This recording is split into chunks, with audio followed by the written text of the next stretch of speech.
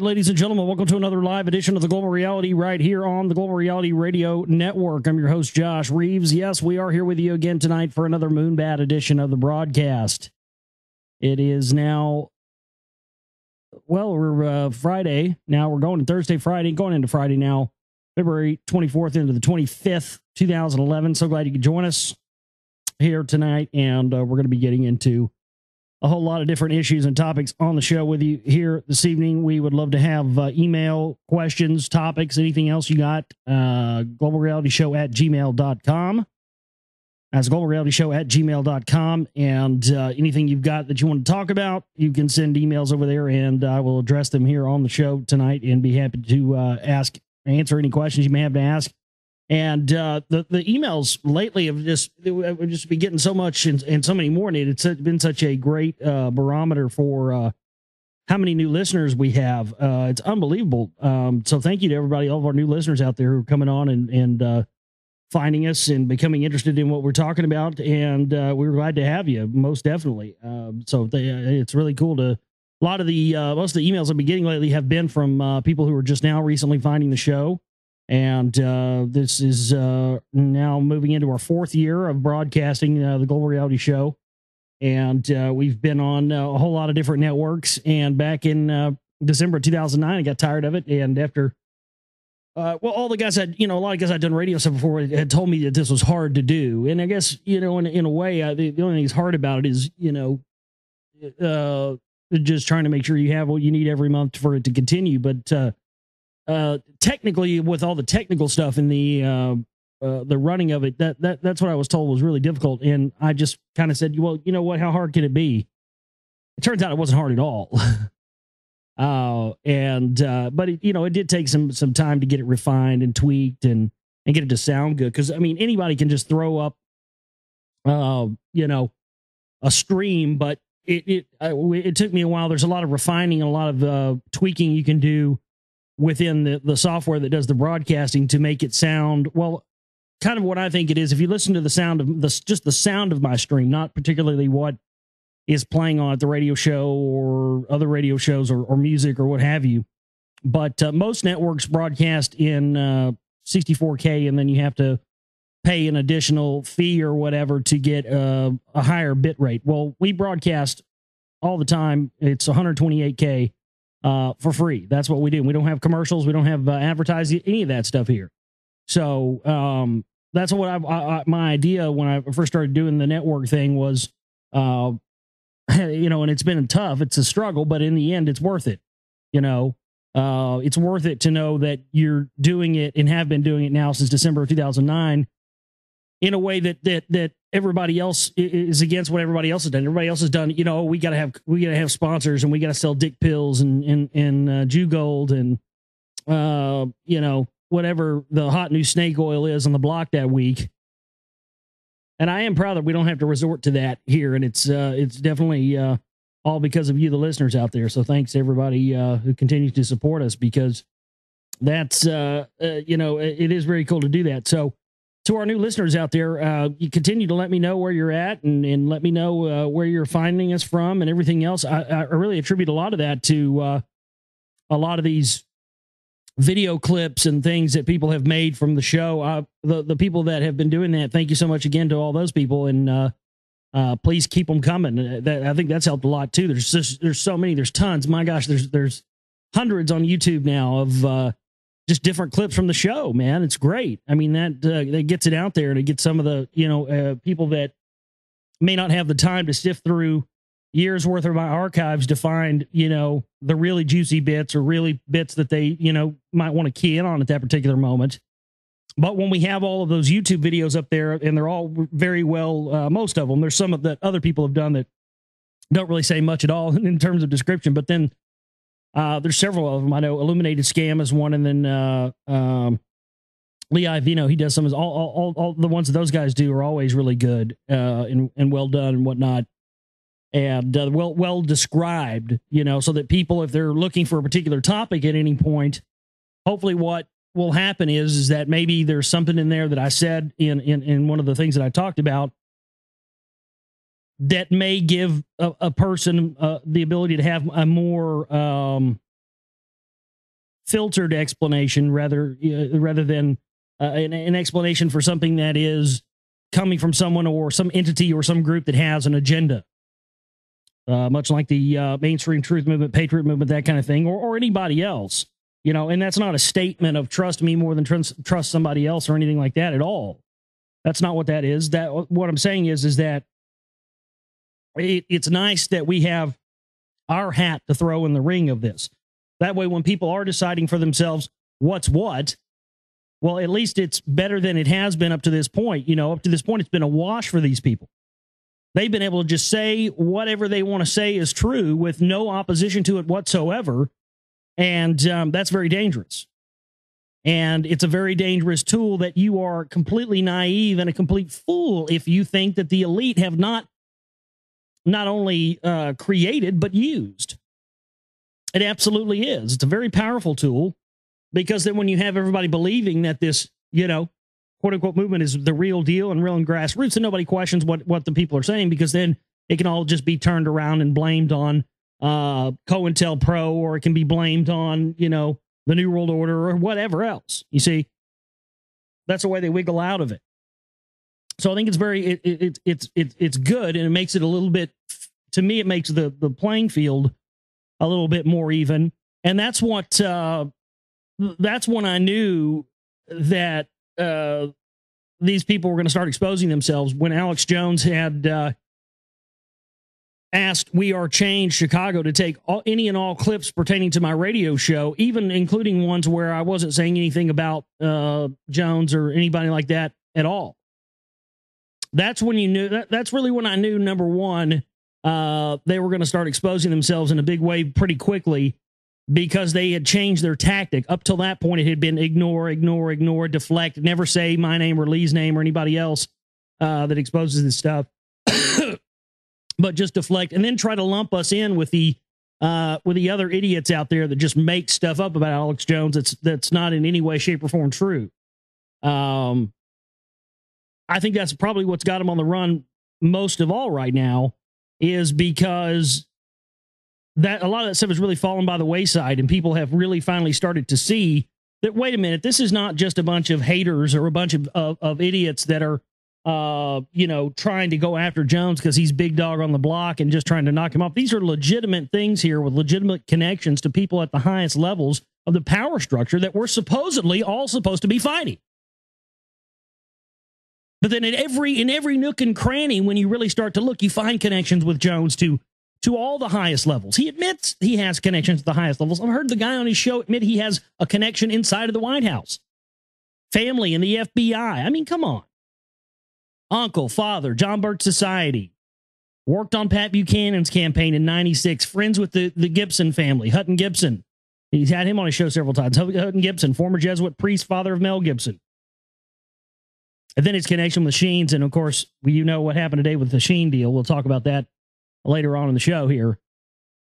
But there's been all these, there's been all these other people that, well, they just make up stuff. Or you have these people who say that he's, that try to make the Jew connection and try to say that he's, Jew this, Zionist this, that, and the other. And all those things may well be true, but It's just interesting that those people that make those claims never once in any of their publishings on this stuff about Jones, they never once mention anything about these entities like the John Birch Society and the Jesuits or the Council for National Policy. They never mention any of that, ever. It's always, and that's how you can tell it's an operation. It's probably some of that stuff that's even being funded by Jones himself or whoever it really is that runs his operation, or this free speech systems thing that sounds like a, it just sounds like a front company name, you know? I mean, look into Free Speech Systems. That's the name of his company. You can look for Free Speech Systems, Austin, Texas, up in a search engine. You can look at freely available tax records and things of that nature. You can find out they're in one of the most high-profile, high-expensive, high-rise office towers in all of Austin now. Alex Jones is, and his operation. They used to be in like a little, studio. No, they're in a big high-rise, one of the biggest high-profile pieces of real estate in Austin. It's a fact. It was in the Austin paper. There was a link going around a few months ago in our chat room concerning that. But, that you've got, whenever you've got something that's a multi-million-dollar operation, and he's had a multi-million-dollar a year operation going for some time now, anything with that kind of money being pumped into it is being funded from the top down. Period. There's just no way around it. And that's the whole thing you've got to look at. And you've got to understand when you're looking at this. But you also have to judge for yourself, because if you're just believing what I'm saying or Lee Rogers is saying or whatever, then you're not doing yourself justice, and you're not going to get the rewards of the things that you're going to find out. I mean, in the process of making a film, you're exponentially learning more and more about your topic because you're forced to, because your head is in this stuff hours and hours upon day. I mean, every night I go to bed with these fucking people swimming in my head, but it's worth it. And I know in the end, when it's out, it's going to be worth it. And when I see the looks on people's faces when they watch it and I hear people talking about it, it doesn't get any better than that. And, but man, that's the biggest thing is, don't listen to me about it and don't listen to Lee Rogers about it, or just take what we're telling you and dig and dig and dig and continue to dig. And I promise you, man, the stuff that we found is going to be considered just scratching the surface here in a few more years. And some of the stuff that we're coming out with now is just massive, especially the connection with Johnny Gosch and Jeff Gannon and Michael Aquino. And that's a big part of the film. The middle part of the film is all about that. And the sex slave rings and the Franklin cover up, all that stuff, man. I mean, you're going to be getting into all of that. That's why it's taking so long, because it's really, really getting into that probably more than anybody has in a film, and also showing you how it relates to the Council for National Policy players, and even relates back to people who have associations with people like, Pat Buchanan, Larry Pratt, and Donna Khashoggi and Jones. And I mean, it's just a big, nasty circle, a big, nasty ring. People have asked for the longest time. They wanted to know why they should be concerned about the group. And I think those questions are going to be put to bed here very quickly, because, that's the whole point of why I try to tell people to do something of their own like this, is because I just can't tell you. And it's amazing, because I'm so lucky. I'm in this position because, I never wanted to have a radio show. I never thought about it. My brother just, suggested it. Well, hey man, maybe you should start a radio show. And I was like, yeah, I should have a radio show. So I did, because I was talking about this stuff and I had so much information and facts, and I felt like there wasn't any radio shows out there that were talking about the stuff that I was interested in. So I was like, okay, well, I'll try it. I never dreamed it would become this. How can you though? Right. But, yeah, I mean, I think that's why I feel so lucky, because I'm in this position where I get to I don't know. It's very hard to describe. It's something where, because I'm constantly having to work on finding new material and constantly work on having to find how all this other material and all this subsequent stuff that I have connects together, and to make it, to paint a picture for you, to show you why you should be concerned with it. Because of that, I'm just taking in knowledge at such a massive rate all the time, I wouldn't be taking in as much information as I am all the time if I was just like, well, if I didn't have a radio show and I didn't have, you know, films that people were donating to help me put out. You know what I mean? Because then you just get, you know, not lazy, but you just sort of get complacent and you're just sort of like, well, whatever, you know, and you procrastinate and all this stuff. And you're just like, I'll do it at some point. But when you're in the position to where, you know, you have people that want to listen to what you're doing every day. You have people that want to see what you're doing with your movies and stuff every day. It just forces you to, you just become, I can't believe, it's just unbelievable. Your knowledge base just goes through the roof because you have no choice. I see that had I not done the radio show and had I not started making films, I would not know near as much as I do now. And I would not have the beliefs that I do. I feel like for the first time in my life, I actually have my own beliefs about things. Whereas before, when I thought that I had my own beliefs about things, I was again following somebody else's belief system because I was believing what the truthers and the patriots and all those people were telling me. You see? It's another phony mindset. It's another thing that you allow yourself to be brainwashed by, where you believe that the beliefs that you currently are holding are yours, but they're really not when you find out, when you get down to the base of it. They're not. But when when you're forced into a situation where where it's just, you know, your whole livelihood and your whole existence is based on, you know, the work and the information that you're coming out with and talking about and doing, man, it really, it's an unbelievable gift. I can't describe it to you. It's like, I don't know. It really is. I think that, had I not started this show and had I not done this, I don't think I would know near as much as I do now. Probably not at all. Cause you're forcing yourself to take in an unusually large amount of information that you probably wouldn't normally take in. And again, that's the biggest reason why I suggest anybody to just research your own stuff. Take all of this stuff as just the base. You know, I intentionally don't try to. There's a lot. I'm packing this new film with a lot more information than I have with other ones because the approach I still like to try to take is to not make it where there isn't room for you to find out more.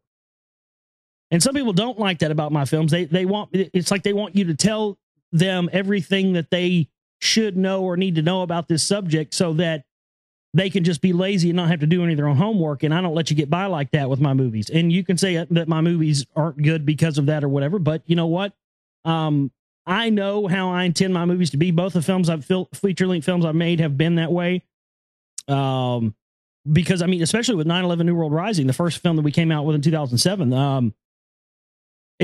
what was amazing about that film to me is that I had people who were, believe the theories of thermite and all that stuff, and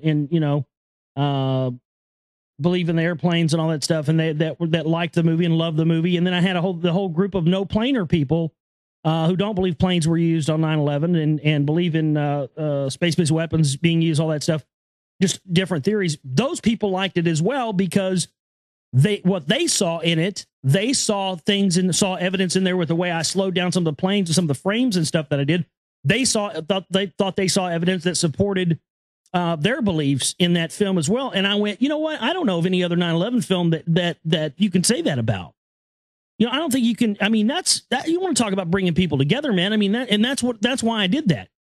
I didn't say, Josh Reeves' opinion is that there were planes used on 9/11, or Josh Reeves' opinion is that there were no planes used on 9/11, whatever. That was irrelevant. What I was doing was trying to present the information in a way where people could judge for themselves, because most of the films that I saw on 9/11 at that point felt to me like they were trying to preach their cause or preach their belief. And that's another thing I've stayed away from, especially in working on the new films. I stayed away from that in Volume 1 of The Secret Ride. I'm staying away from that now in Volume 2 because it's very easy with this information to try to shove your opinion or your ideology about this stuff down somebody's throat. And that's what, unfortunately, that's what got us here, is people doing that. That's what Jones does. He tries to force it down your throat when, if your evidence is strong and your research is solid and the information you're presenting is bulletproof and you show the connections, you know what? You don't have to convince anybody of anything. And so that's what I always go for. I think that if somebody is smart enough to see what I'm trying to say in these movies, they'll be able to figure it out on their own without me coming to see it. But people are so conditioned into having it force-fed to them and shoved down their throat that they don't know how to react when it's not presented to them that way. Isn't that sick? I mean, it's like you don't present it to them in the, in this way where you're trying to program them and shove it down their throats, and they just don't know how to react to it. It's like foreign medicine to them. I mean, it really is. And so that's, that's the thing I'm trying to go for is that, you can draw your own conclusions. People always ask me, is Alex Jones a member of the Council for National Policy? And I always say, well, we don't have his name on a list. But look at the research, look at the information, look at it for yourself, and then you draw your conclusions on what you think about his connections with the group. I would say, in my opinion, that with that piece of footage in In-Game 1.5 that I'd found, it's real hard for me anymore to give me slack on it. I mean, it really, you get something like that, especially after, because I was still a fan of his at the time, and just, on those radio shows. And I think I've got some of those shows somewhere. I have to go dig through them and hear his voice to find it. But I think I've got some of those shows from 2007 where he was talking about, folks, this is all my own footage. We didn't get any footage from the news archives. This is the first movie I've ever made that's all Alex Jones footage. And, he doesn't deny that. That's what he said. And so, when in, ABC News has CMP articles where they say they meet 3 times a year in total secrecy and they don't release their membership lists or where they meet or anything else. I mean, they say that, but also, that's the official report from ABC News or whatever mainstream outlet that's talked about them a little bit, So how'd you get in? Because the only 2 news outlets we know that have been in there, well, there was some footage of John McCain from one a couple of years ago during the campaign, 2008. Newsmax was in there a month after 9/11. WorldNet Daily's always in there. And then what? Alex Jones Productions just happened to get in there? I don't know. But I've noticed that people are really, I don't know. It seems like people are really trying to be quiet, keep it quiet, aren't they? Seems like I thought people would have been freaking out about this information. Lee wrote the article about it. It seems that I think this piece of info is coffin nails. I think people are real scared of this specific piece of info now because it's damning. It's damaging to his credibility. It's damaging to everything because any way he tries to wiggle out of it, it's coffin nails.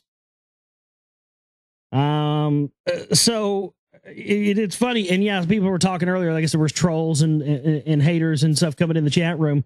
And it happens every time. Right when I'm getting closer and closer to getting the film done, every time they come out of the woodworks.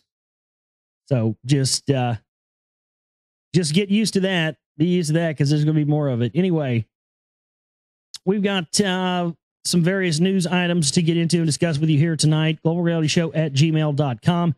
If you would like to email in a topic tonight, I will do my best to get into it.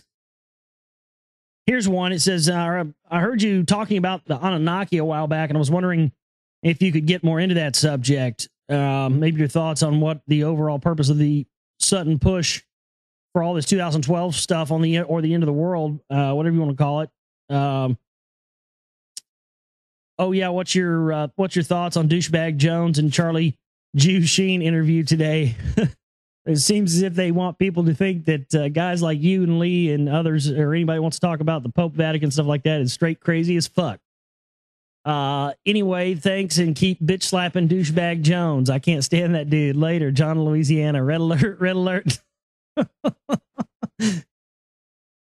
folks, red alert, folks. Spam the my faces, folks. Folks, we're going to get some donations in here real quick. We're not going to be able to eat any enchiladas. There's going to be martial law. It's all there is to it. Yeah, so thanks. Somebody sent me a message and was listening to some old archive show from a couple of years ago had heard me talking about Anunnaki stuff and Anu stuff, and I was reading from something. And I think somewhere in there I was reading something about Anu being the creator or something like that, you know. And somebody actually emailed me all like, you know, freaking out, thinking that, you know, oh, you believe Anu is creator of the universe, Josh? Oh, you know, it sounded like they were, I don't know. Something, whatever they were hearing me read was really challenging their religious programming. This is the way I took it, you know, and I've stated that many times on the show, and I'll state it again. I do from time to time read things, talk about things, whatever, that I don't agree with or believe. I play shows and radio shows on this network sometimes I don't agree with or believe. But the reason that I do give that stuff the light of day is because I feel that there's something in there that if you're smart enough to wade through the BS, you can find the gem and be able to glean some information from it. So that's why I do that. Sometimes some of the stuff I read, it you know, it does sound kooky and it does sound weird and out there, but that's one of the reasons I read it, is because on other networks and stuff that I'd been on in the past, I couldn't do that. They wouldn't let me talk about that stuff, or you know, or they would just, you know, laugh about it and crack jokes and call me a crazy idiot and everything else. So if you're, you know, one thing I have to say is if number one, if you're tuning into this show and specific in expecting me to, you know, play down to the lowest common denominator of whatever specific religion you are, you might want to go ahead and turn the radio off now, because that's just not going to happen. And I'm not going to placate to you atheists either, because you atheists are just as bad as these Christians, because you're following an ideology that was created by the same goddamn people. And the fact that you can't see it makes you just as dumb as the Christians are. And I got nothing against Christians. I got nothing against atheists. But you better understand that you're no more of a threat to the priest class than anybody else is, than the blind follower. The blind follower and the atheist, they're the same thing. They're both following an ideology that came from the top down. Period. End of story. You know, that's the whole thing. Is I'm just, you know, I'm not gonna placate down to the. I say things and talk about things here that, yes, are from time to time are probably going to piss you off and challenge your belief system. But good. That if that happens, that's a good thing, because we all need to have our belief systems challenged and what we believe in this stuff. What I've changed what I believe about this stuff 10 times in the past year. I don't believe the same thing. I mean, it changes all the time, and it changes all the time because I'm finding new pieces of the puzzle.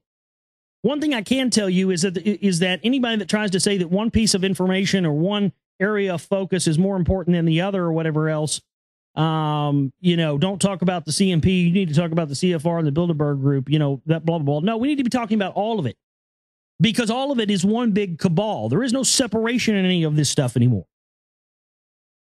And as expected, as predicted, as I had told you, when did I say that 2 or 3 weeks ago?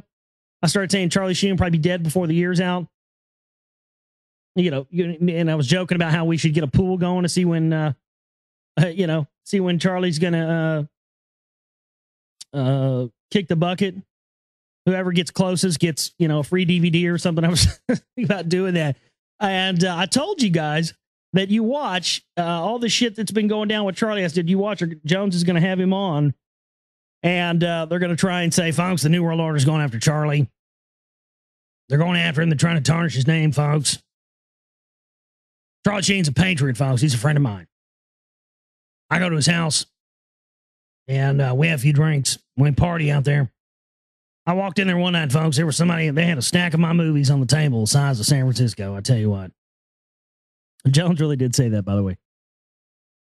He's like, you don't know what it's like, folks, to walk in. You got a bunch of movie stars in there watching your movies, folks.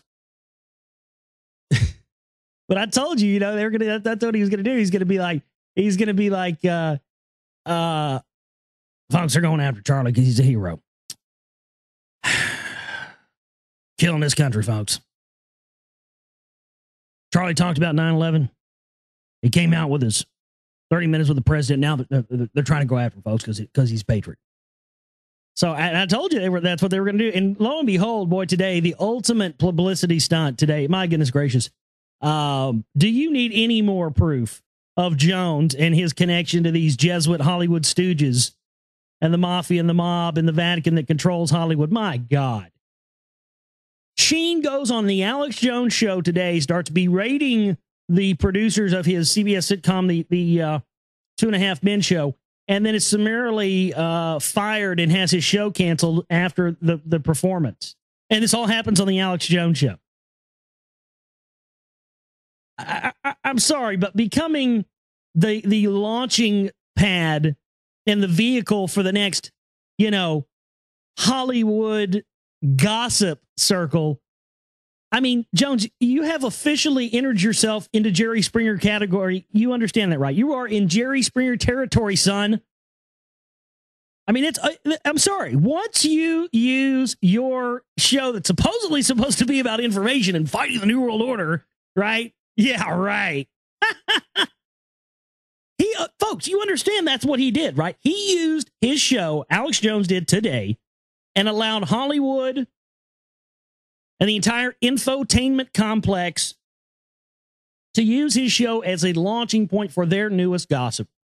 And boy, did they ever do it. And I bet you they will reward Jones quite well for that, quite well for allowing that to happen. That's unbelievable, man. I mean, I don't know. Again, as Lee said in his article that he wrote about that Schlafly clip I found, I don't know how anybody in their right mind can give this guy a single shred of credibility anymore. As 2.5 Men star Charlie Sheen's erratic behavior escalated today in a series of verbal assaults on the show's creator, executive producer Chuck Lorre, the sitcom's network and studio did the only thing they could do in the situation. They pulled the plug. But they only did it for this season. 2.5 Men was scheduled to resume production on Monday for 4 more episodes, so the door is left open for a possible 9th season. The production shutdown decision was a dramatic ending to a really fascinating day in which Hollywood witnessed a star's self-destruction. First, in a bizarre rant on the Alex Jones radio show. I mean, this is mainstream, this is a mainstream Hollywood gossip type thing here and there. It says right there, the Alex Jones radio show, getting a lot of promotion for him there. See the little payback? See how they do this? Allowed Charlie Sheen, they allowed the media, they allowed Hollywood and the goddamn Vatican mob-owned distractionary piece of garbage that it is to use his show as a launching pad for their latest tabloid trash. And that, my friend, puts you at a level. I've got more respect for Jerry Springer than I do for you, Alex Jones, at this point. That's low, my friend. That is a level of slime that I didn't even. I thought you had more class than that. I really did. I mean, I figured he was working for these guys, but I mean, he kind of puts on this, and that's what those greasy motherfuckers do, isn't it? That's what those greasy scumbag motherfuckers do the best, isn't it? They're the best at making it appear, or at least trying to get people to believe that they're not slime balls. Oh, that is just slimy. That's greasy. Greasy. That's fucking greasy. Man, but I told you it was coming. I told you that's what they were going to do. Man, oh man, oh man. Charlie, don't worry about it. We're gonna get some blow this weekend. I'm gonna come out to your house and we're gonna party and you call up the hookers. I'll be there. Well, Alex, I trying to hold off on the blow now that I have had my show canceled. But if you come out, well, I'll make sure you bring my old Wolverines jacket with you, will you? Sure thing, Charlie. All right, folks, stay with us. Oh, man. That is too good. And, I mean, it's perfect. Think of all the things that are going on right now, Think of all the things that are happening, all the things we've been discussing in the past several weeks. What's going on with the New Madrid? And what's going on with all these stage revolts and these instigator revolts going on around the world? What about all these ancient artifacts? And what about this different stuff that's now moving, or these vortexes opening? What about these earthquakes? What about this death and destruction? What about all the things that we could be talking about? And what are we talking about? We're talking about Charlie fucking Sheen and Alex Jones. They set the wagon up. They pop the tin up. They set the three-ring circus out there, and we all just go, oh shit, there's the three-ring circus. Woo, what these do? And I'm guilty of it too. I don't think I'm trying to exclude myself here. I'm just making the point. That's what they do. So as you think you've gotten away from the three-ring circus, they bring in a new circus that looks different and has a different name, set it up, and then distract you that way. We shouldn't be wasting our time talking about Jones and Sheen and Coke parties and all this fucking madness, man. And these assholes should be ashamed of themselves for taking up precious airtime to talk about such, trivial horse shit. I don't know how anybody can give Jones the benefit of doubt of this. I mean, my God, look around you. You see what's happening here? And we're going to allow them to just roll out another distraction, another Hollywood distraction, that we somehow convince ourselves, or a lot of people out there convince themselves, is somehow important in all this. You actually think that what Charlie Sheen had to say on the Alex Jones today was more important than what's going on in New Zealand or Egypt or Libya or Yemen or Saudi Arabia or anywhere else? I mean, we got a whole bunch of news here tonight to get into that I think is a lot more important than that. So without further ado, we're going to move away from that now and get into some other news. Now, we'd love to hear from you tonight. If you've got emails, if you've got things that you'd like to hear me talk about, topics, anything else, globalrealityshow@gmail.com. Late night or tonight, I hope you guys have got plenty of caffeine. I hope you got plenty of coffee, plenty of whatever else you need to get you through the night. But I hope you got it, and I hope you got it and hold it close tonight, because you're going to need it, because we are going to get fucking Moonbatty tonight here on the show. So you guys stay. Oh, yeah, back here with you on the Global Reality, right here on the Global Reality Radio Network. I'm your host, Josh Reeves. Thanks for being with us here tonight. Do a couple of things. We'll get another live Moonbat edition of the broadcast, and we're going to be getting into a lot more news and information for you here tonight on the broadcast. Thanks for staying up late with us. Thanks for being Moonbats, and thanks for being you.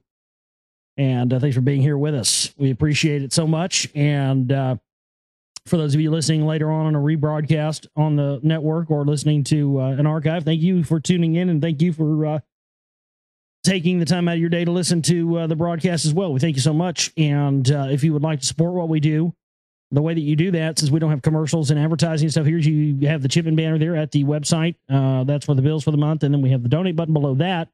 You scroll down to the bottom there, and that's for other amounts that can go towards films, more equipment, anything else. And you put small amounts, large amounts, whatever you want to do in there. And that will go towards us making our films more refined, better looking, getting better equipment to be able to, make things look more professional. That's the biggest problem is, you have good info, but then your average person sees a lo-fi production, and they automatically think the info isn't good because of that, because that's how people are conditioned. And that's a problem. And so, that's what, when people donate towards the films and stuff like that, that's what all that stuff goes to.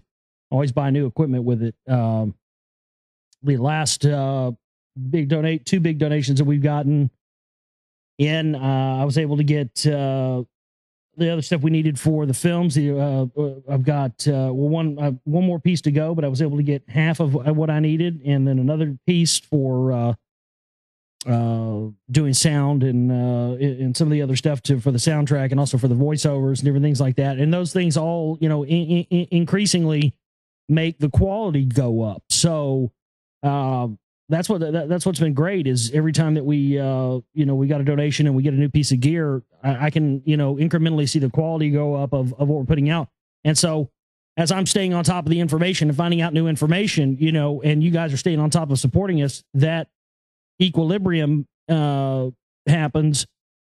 And then by the time I'm getting ready to put the new info in a film, we were able to get a new piece of gear, and then things look better and things sound better. And I used to not be concerned with that. I used to was just okay with things being subpar or things being, lo-fi or not being that great. But you know what?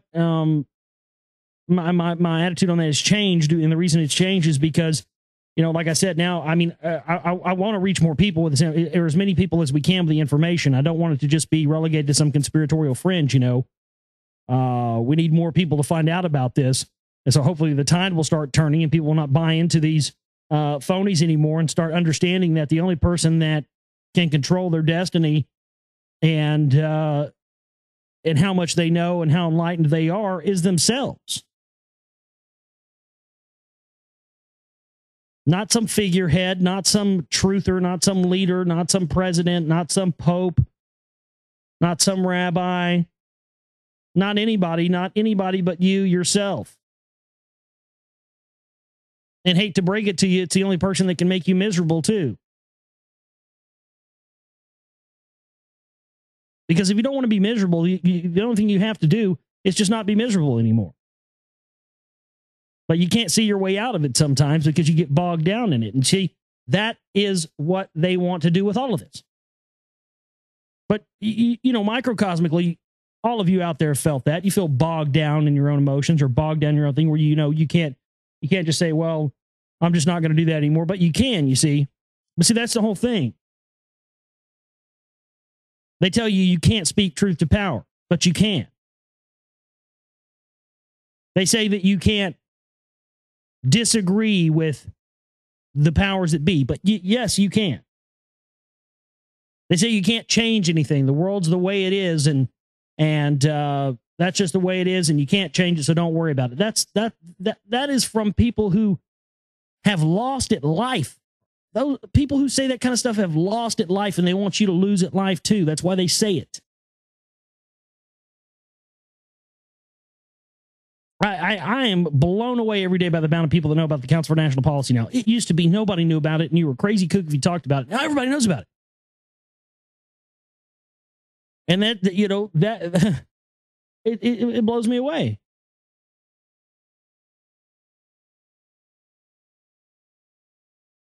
So, yeah, I mean, the only person that is going to be responsible for you being able to figure out a way to exist, to live, to continue, to soldier on, that's really where we're at now. We have to become as informed as we possibly can about every aspect of what these people are doing. We have to learn to have discernment and the ability to see through things that are obviously operations and are obviously being designed to steer us towards another losing path. I see it happen to people all the time. I see it happen to people who listen to this show, come on and are listeners for a while, and then they get caught up in some, a lot of these people they already have mental deficiencies to begin with. And it's just like some people who have mental deficiencies and you throw drugs or alcohol on top of it, and it's just like gasoline on a fire. That's how this type of information is for some people who are already maybe a bit emotionally traumatized or emotionally unstable or psychologically traumatized or psychologically unstable or any combination thereof, maybe sometimes both. It tends to just be like gasoline on a fire, and those type of people have a tendency to get led down paths that are completely avoidable if you're not constantly allowing yourself to be manipulated and swayed by emotions. And that's the biggest thing that they love to do to us, because they know we're suckers for it. Because it's like, if you can't be, if you're not, then you don't have a heart, and you don't have a soul.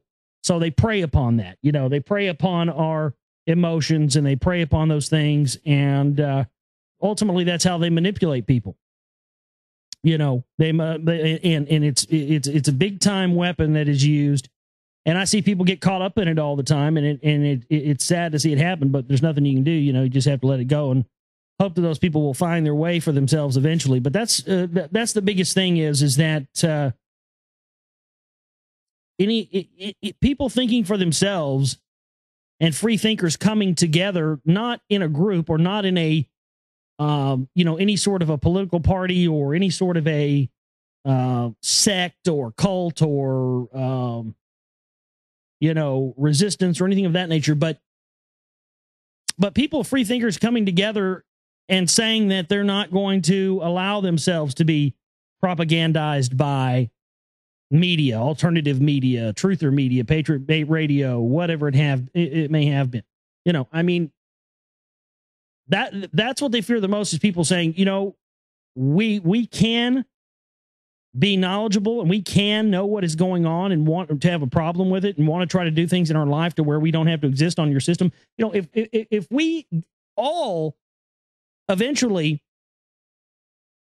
and incrementally can learn how to wean ourselves away from them, it's over for them. If people spontaneously start, moving out of the cities and living in rural areas using free energy devices to power their homes and power whatever else they need, using free energy devices, and start growing their own food with heirloom seeds, it's over for these people.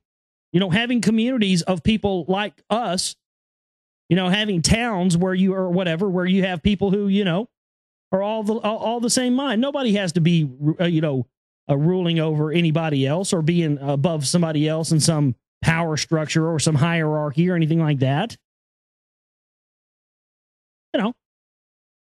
But that's what they fear the most. People free of their rule, free of their control. And ultimately, those are all the kind of things that we're all sort of, really aiming for, I think. More than anything, I think all of us just want to be able to create communities where, people of like mind can exist together without any problems, doing what they want to do, not having any problems with anybody else, I'm not going to sit here and tell you it's probably not going to take a lot of death and destruction and everything else to get to that point. I don't want it to happen, but unfortunately, look at our track record. We don't have a very good track record as a species for me to not think that. You know what I mean? It's going to take, it's going to be a lot of death and destruction. There's going to be a lot of people that aren't going to be able to adapt. There's a lot of people who are not going to make it when things really start to change and turn around. The meek shall inherit the earth. But that's what that's what that ultimately is all about. Is when people finally figure out that we are the divine, and the divine is within us, and we're all a part of everything, be it the creator or God or whatever you believe, and that you could never put one of those things above another. You can never say this group over here has more importance than this group over here, or this color of people over here has more importance than this color of people over here, or less importance, or anything else. You could never do that. You could never say that, because you would have an understanding that everything is a part of everything, and there would be no way you could ever enslave one group and not enslave the other or anything else. That's the biggest thing they're afraid of. And people are starting to figure that out in their own small and unique ways. But when that is presented to us as an absolute fact, it's over for them. That's really what it boils down to. So let's get into some more news here tonight for you. We're gonna jump into it. We've got a lot here to discuss. Very interesting things. I don't even know where to begin here.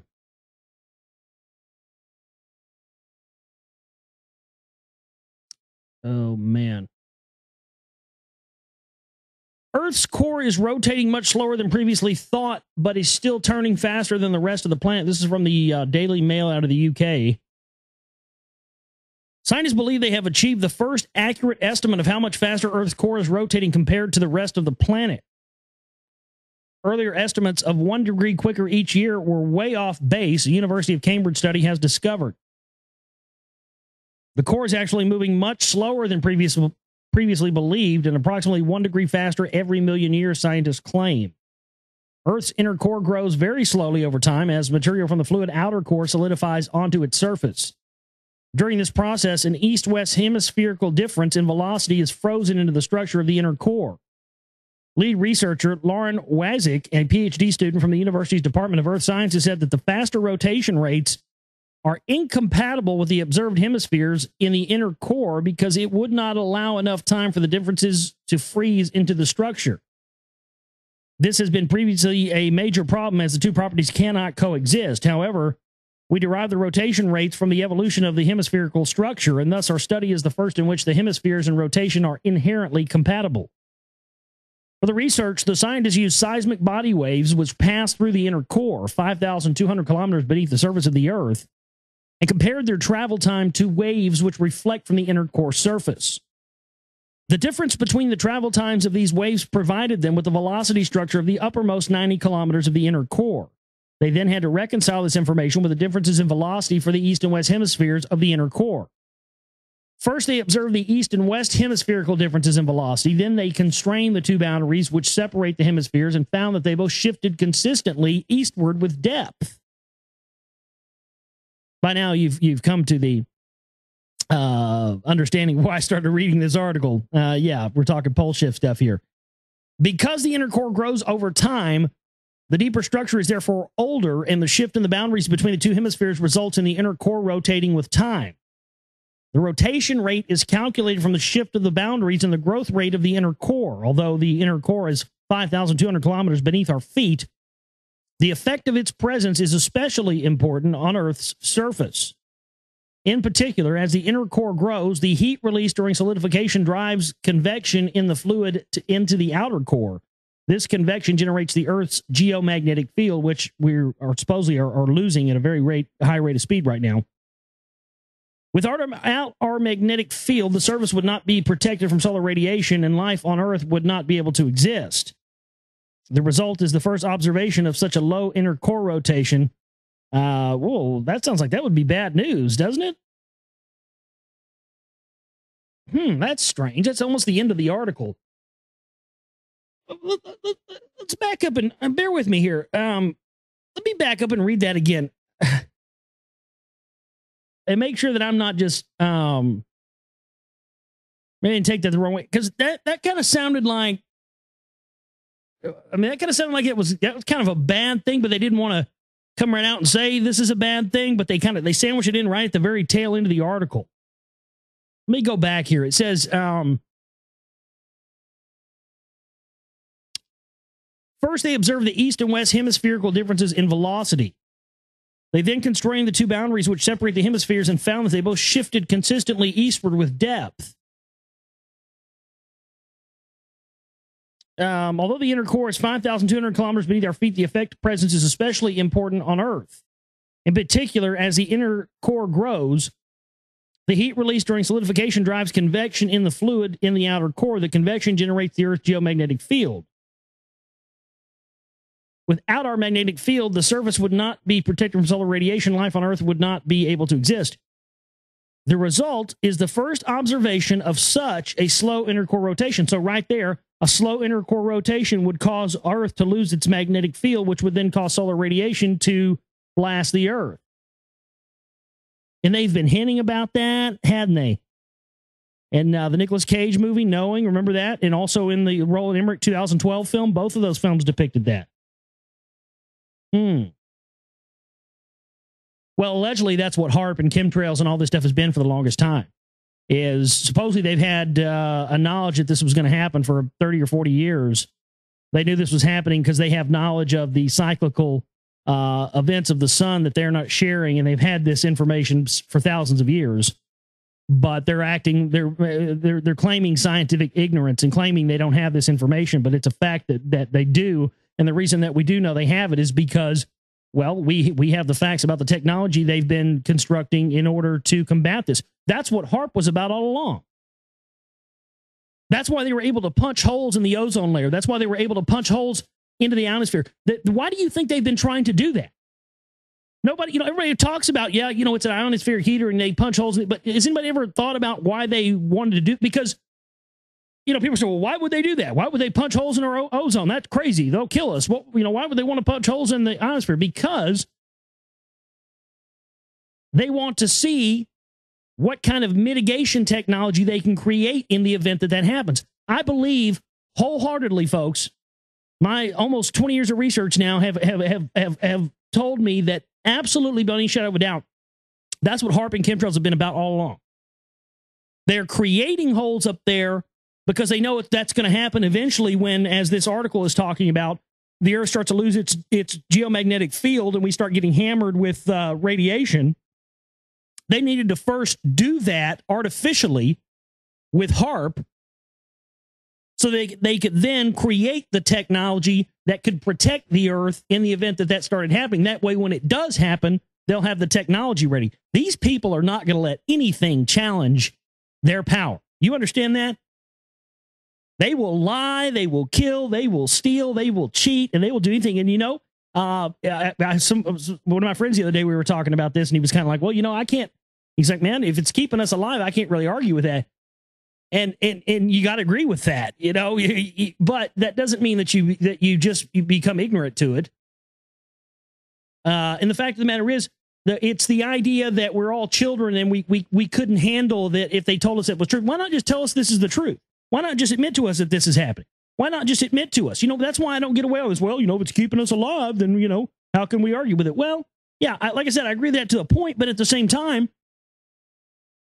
why can't they answer the question that why can't they just be upfront with us about this stuff? How come everything has to be done in secret?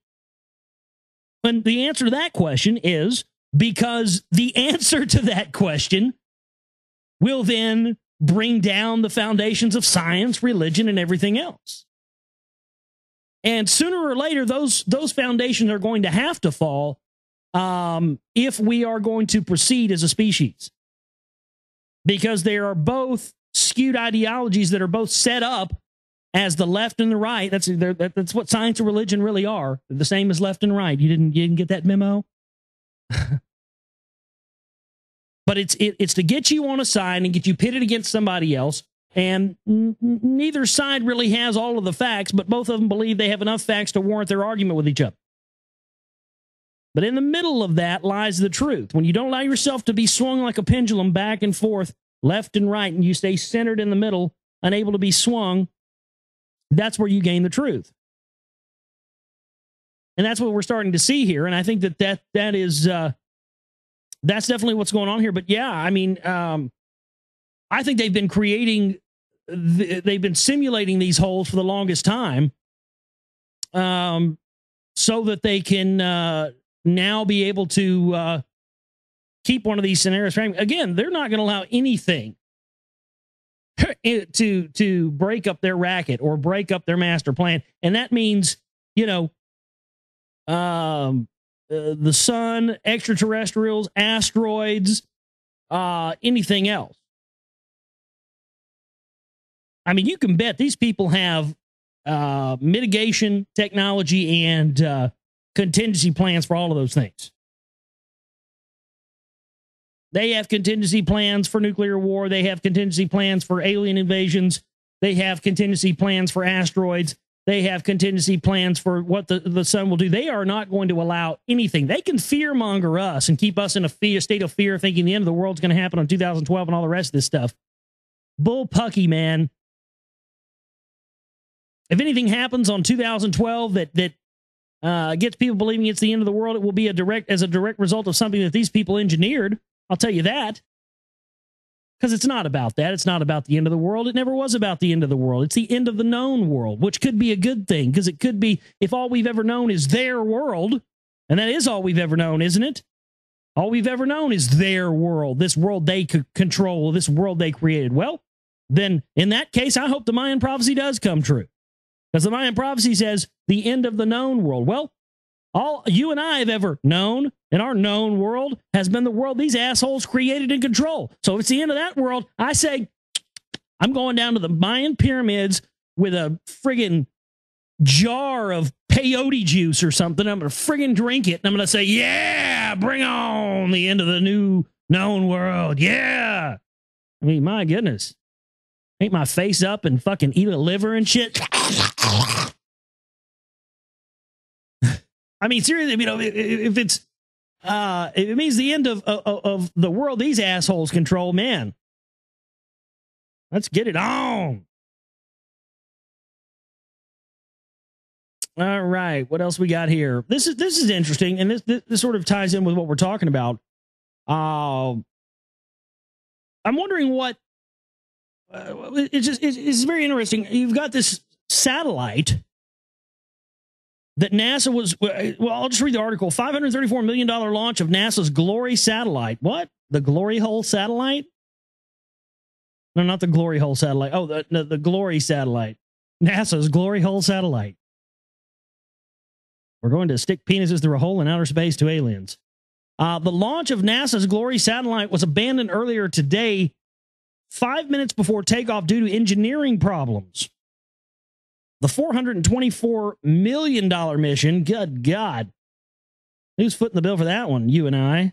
$424 million mission has been postponed until tomorrow, the same day that the Discovery will make its final ride into orbit.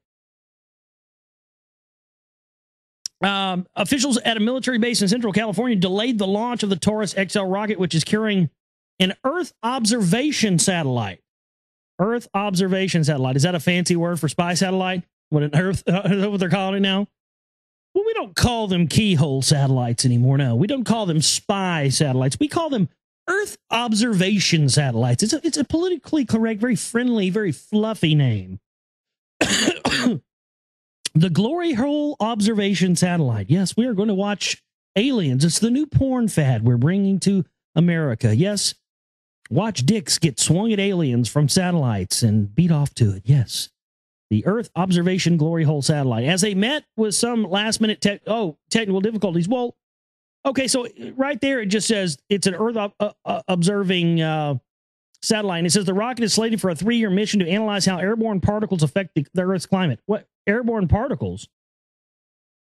This is a fucking chemtrail monitoring satellite. No. Seriously, straight the fuck up. Dude, look, this is hilarious.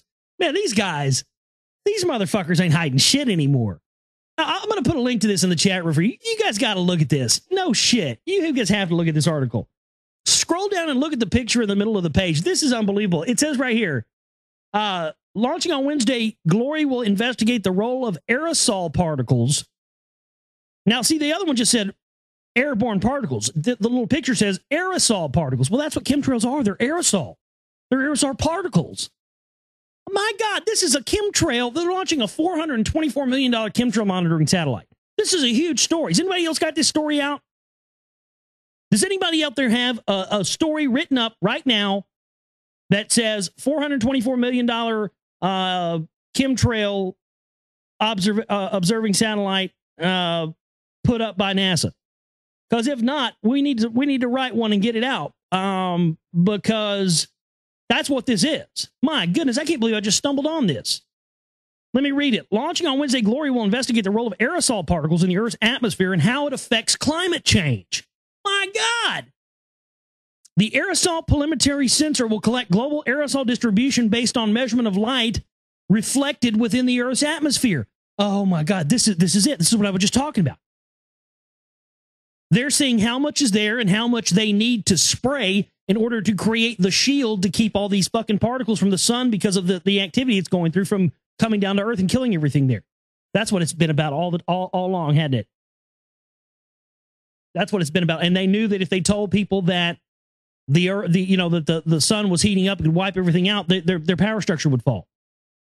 So they had to keep it a secret. They've been doing, oh man, this is unbelievable. That's why they've been doing this all along. I knew it had to be something like this, but then they sell us on this idea of phony global warming, right? And this idea that all our SUVs, so they jack the prices of their resources up so they can use that money to pad these operations that they're keeping in secret. All about keeping the religious power structure in place, all about keeping the New World Order in place. They keep that all in place, and then they sell us on this idea of phony global warming and get us all behind that. And meanwhile, what are we doing? We're buffering their coffers. That's what we're doing.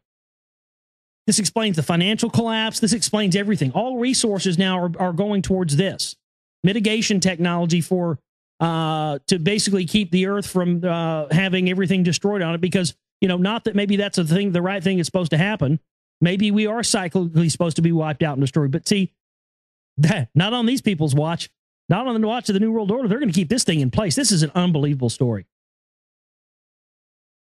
Wow. This is a chemtrail observing satellite, folks. Total irradiance monitor will measure the amount of solar radiation in the Earth's atmosphere over a period of time with unsurpassed accuracy. God damn, there it is. Oh, man. Oh, this is unbelievable. I can't believe I was just talking about this. God damn. That's the next story I went to. I didn't even realize it. I didn't read it earlier when I saw this article. I just thought it looked interesting. I love when that happens. God damn. That is unbelievable, man. Look at that picture. Everybody save a copy of the image. Right click and save image on that in the middle of that page, because that's a that's a picture you're going to want to have later. Unbelievable. It says right there that it measures the amount of solar radiation in the Earth's atmosphere, folks. So they're measuring the amount of radiation in the Earth's atmosphere. They're emitting that, and they're monitoring how many aerosols are there and how it affects the climate, the hot or cold. My God.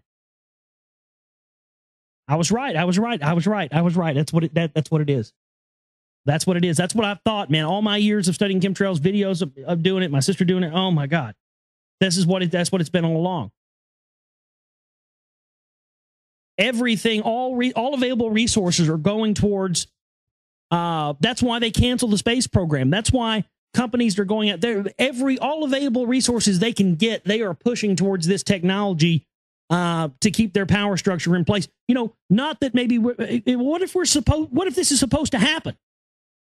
What if we were supposed to evolve past these? That's why I can't see the good in this. You know, people argue with me and say, well, you know, if they're keeping us alive, then why do you have a problem with it? Because who is deciding for us that this is the way it's supposed to be?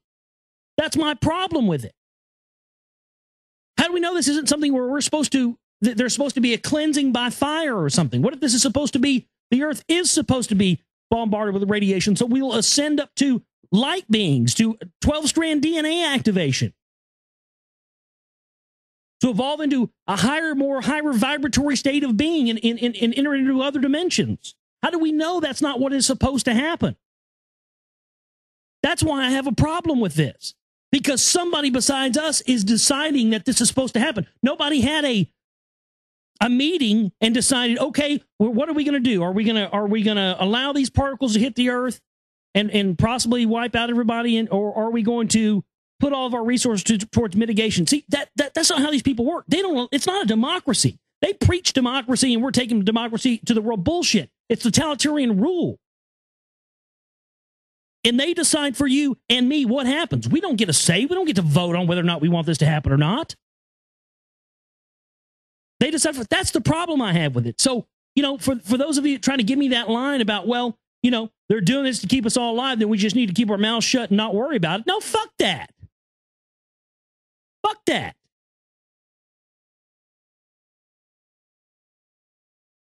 I just don't fully believe that we should just trust that this is the best thing to do. I don't trust these fucking people as far as I can throw.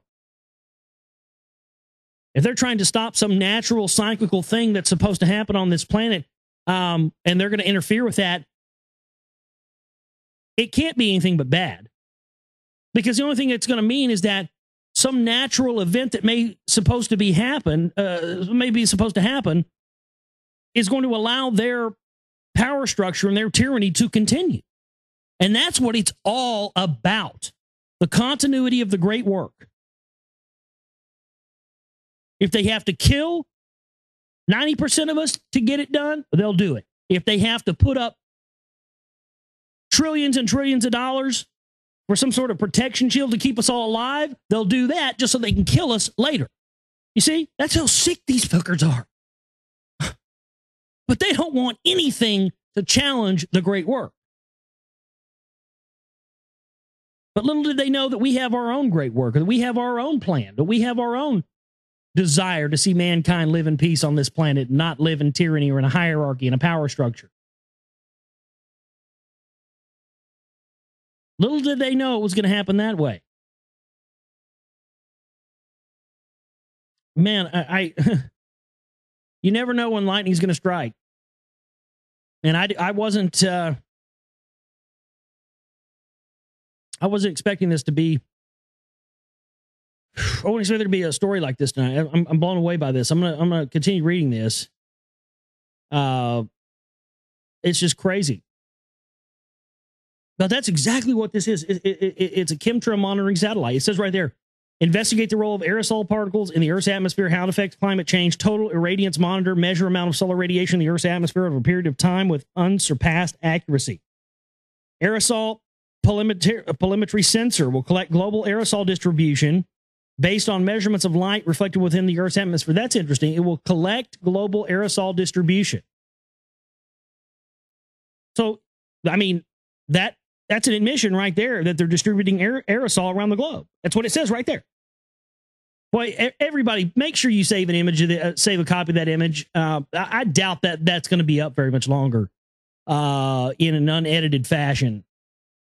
Please try to do that. If you, hopefully we'll get this article up on my website as well. Manhunter's been doing a great job getting all the news up there for us. $434 million launch of NASA's Glory satellite abandoned 5 minutes before takeoff. That's the name of the article. If you're listening on an archive later, it's on Daily Mail, dailymail.co.uk. And it says right there, will collect global aerosol distribution based on measurements of light reflected within the atmosphere. So global aerosol distribution. My God, there it is. It's a chemtrail monitoring. So they can see how much solar radiation is making it through the atmosphere. This makes so much sense as to why you notice that they always do X's and do things over the sun.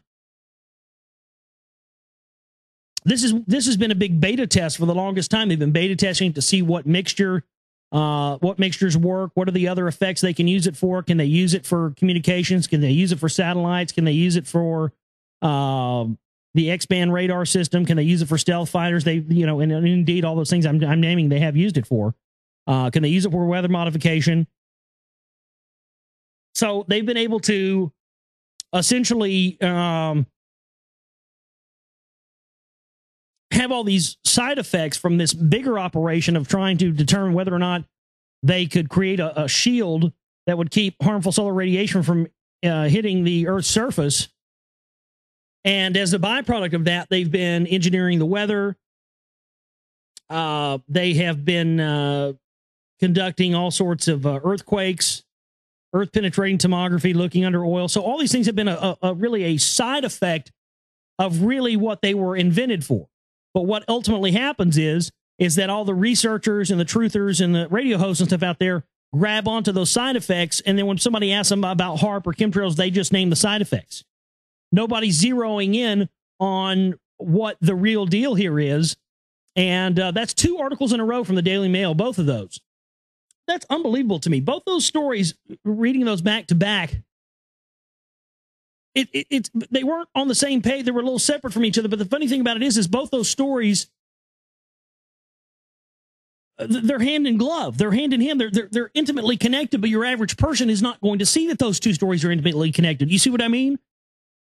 I mean, that's why it's important that there's radio shows like mine and websites and stuff like ours and stuff, because people need to see that, that previous article we talked about, Earth's core is rotating much slower than previously thought.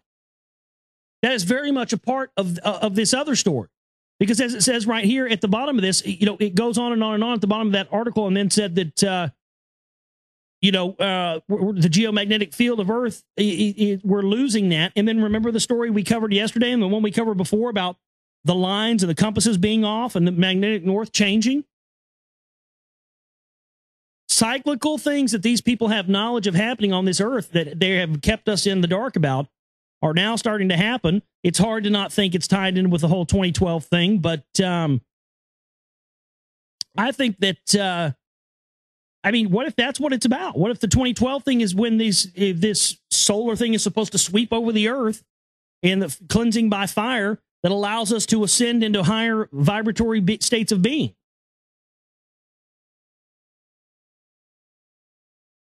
God, this is just crazy.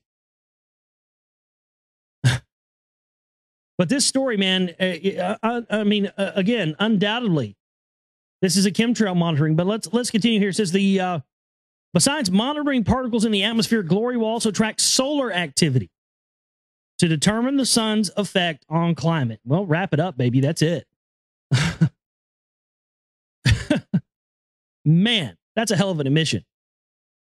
But again, your average person is not going to be able to even know that that's what they're talking about or even know the implications of this. That's where you and I come in. That's why we have to start telling people the implications of this. We have to not accept people that don't want to talk about this information or hear about it anymore. And we've been nice. You and me and all of us, we've played nice for a long time. And we've tried not getting up in people's comfortable little worlds about this stuff. And we've let them be complacent. We've let people just stick their head in the sands like ostriches. But we're not going to do that anymore. We can't do that anymore. We have to start making people understand why it's important. And it doesn't require you to join a club or change your voting. You know, I've talked about that a million times. It doesn't require anything of you.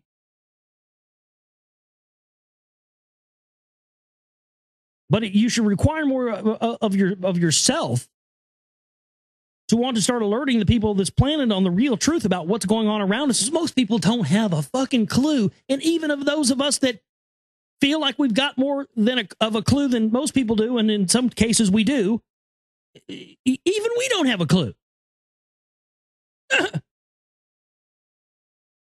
I mean, I know more about the inner workings of government and geopolitics and secret societies and the occult and ancient Mesopotamian history than a big section of the population. I know more about that stuff than most your average bear does. But even I don't have a fucking clue. That's why we can't stop. Data from the Glory mission will allow scientists to better understand how the sun and tiny atmospheric particles called aerosols affect the Earth's climate. Both aerosols and solar energy influence the planet's energy budget, the amount of energy entering and exiting Earth's atmosphere. An accurate measurement of these impacts is important in order to anticipate future changes to our climate and how they may affect human life. Tech Sergeant Ben Rojek of the 30th Space Wing at Vandenberg Air Force Base, which is where they allegedly run the space war at. You know, you've seen that, right? That's a building that has, you guys have seen, it's been in a lot of documentaries. Chris Everett's put it in some of his films, where you've got that big banner outside of it that says Master of Space. That's what that is, a 30th Space Wing. That says Master of Space. What the fuck do they mean by that? They got this fucking thing in Vandenberg Air Force Base, and the 30th Space Wing, it says Master of Space. Huh? And they confirmed the launch was scrubbed due to a technical engineering problem. Yeah, it seemed that NASA had another one of these that they launched last year, and it fell to Earth orbit in like Australia or something and broke up, and it ruined it. It was the same type of thing. It was monitoring aerosols and stuff like that. I think that we may, and if something happens, it's because they're saying that they've scrubbed it, and it hasn't launched, but it's supposed to launch, but they've delayed it. If something happens to this and they don't launch this, it's going to confirm my theory that there is an internal battle going on within the powers that be, a power struggle, if you will, with some of the elements of the power structure wanting to do these things and the other of it not wanting to do these things, not wanting people to know about the chemtrails or the monitoring or the rest of this. I don't know. But I know that we already had one of these similar things that NASA launched last year that fell to orbit that was going to do the same thing. Now they're saying this one's delayed. If it's not an act of God, it's a conspiracy. I have to agree with that when it comes to this one. He said that the status console was trying to tell NASA officials something they already knew, indicating a problem with the system. The mission is managed by NASA's Goddard Space Flight Center in Maryland. The new launch will now come on the same day as Discovery, which should have been launched in early November, but was grounded for 4 months and also due to last-minute problems. The countdown never got past the fueling phase. Isn't that interesting? So they delayed it, and now that they've delayed it to launch the same day as Discovery. That's strange, especially since it's the last flight of the Discovery. And this is, and there's always something symbolic with everything NASA does. It's a matter of fact. the countdown never got past the fueling phase when a hydrogen gas leak halted everything, and they later discovered cracks in the external fuel tank. Following this 11-day mission, Discovery will be retired and sent to a museum. Its final destination is expected to be the Smithsonian Institution. It is the oldest of the surviving space shuttles. Only 2 other shuttle flights remain by Endeavour in April and Atlantis at the end of June. So Discovery, Endeavour, Atlantis. Discovery for the Endeavour of Atlantis? Huh. Is that what it is? That's interesting. That would be the last 3. Discovery, Endeavour, Atlantis. Oh, I'm just a conspiracy theorist. What do I know? I'm probably just reading too much into it as usual, aren't I? Oh, man. Well, here's one that I know is going to make you all depressed. Here's 2 that's going to make you all depressed. You ready for this? Get ready. I've given you all the good news I'm going to give you for the rest of the night. Here we go. Number 1, oral sex may cause cancer. My God. It's a chance we're going to have to take. And number 2, pot use may mellow out men's sexual function. 2 stories here. No shit. Marijuana users sometimes report that pot enhances their desire for sex, but a new review of research on marijuana and sexual health suggests that male smokers could be counting sexual dysfunction. So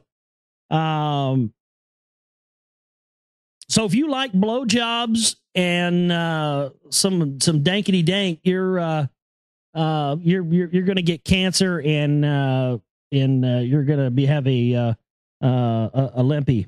Yeah. So it looks like limpies and cancer are in my future. I guess that's what I've got to look forward to. Limp dicks and cancer. Well, yeah, I guess, fuck. What are you going to do?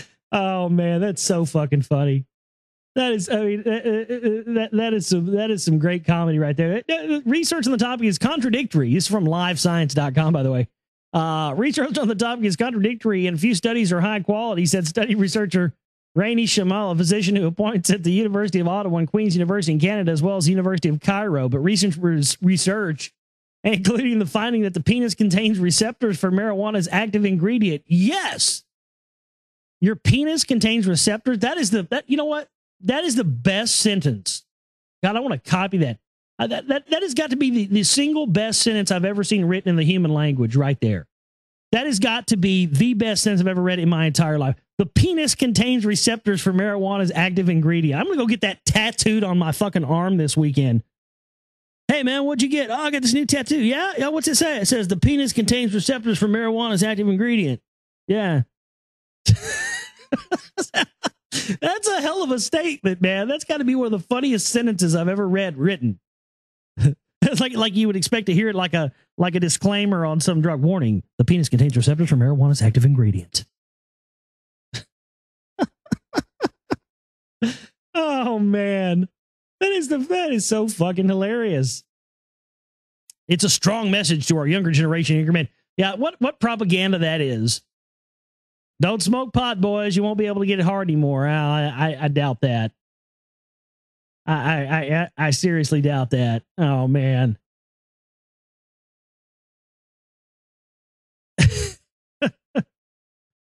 That is out of control. Way out of control. Well, I'll leave you with that one to ponder for the rest of the night. I'll also leave you with this one to ponder as well. One more for you here before we get out of here tonight. In some parts of the U.S., redneck is actually considered a religion. While certainly no experts on spiritual matters, until today we were unaware of the existence of a religion being practiced in the South. As seen in the above excerpt from a Bradenton, Florida Police Department report, suspect Joshua Lee Jolene told cops that he is a member of the redneck faith. Jolene, a 20-year-old Texan, was busted early Sunday morning on a felony charge of engaging in a lewd and lascivious act with a minor. Jolene, pictured at left, is being held at the Manatee County Jail in lieu of a $10,000 bond. And it's got a picture of his, it says religion, redneck. That is fucking funny. Look at that picture. religion, redneck. So, yeah, I'll leave you that to ponder. Hey, thanks for everybody for tuning in and being with us here tonight for this Moonbat edition of the show. I love each and every one of you. I want to extend my appreciation to everybody out there for continuing to support our work and everything else that we do. We getting close to having the rest of what we need for this film. So use the donate button if you want to support us on that, and also use the chip and banner there for bills or anything else. My name is Josh Reeves. I love each and every one of you, and we will see you next time on the broadcast. You guys have a great night, and take care.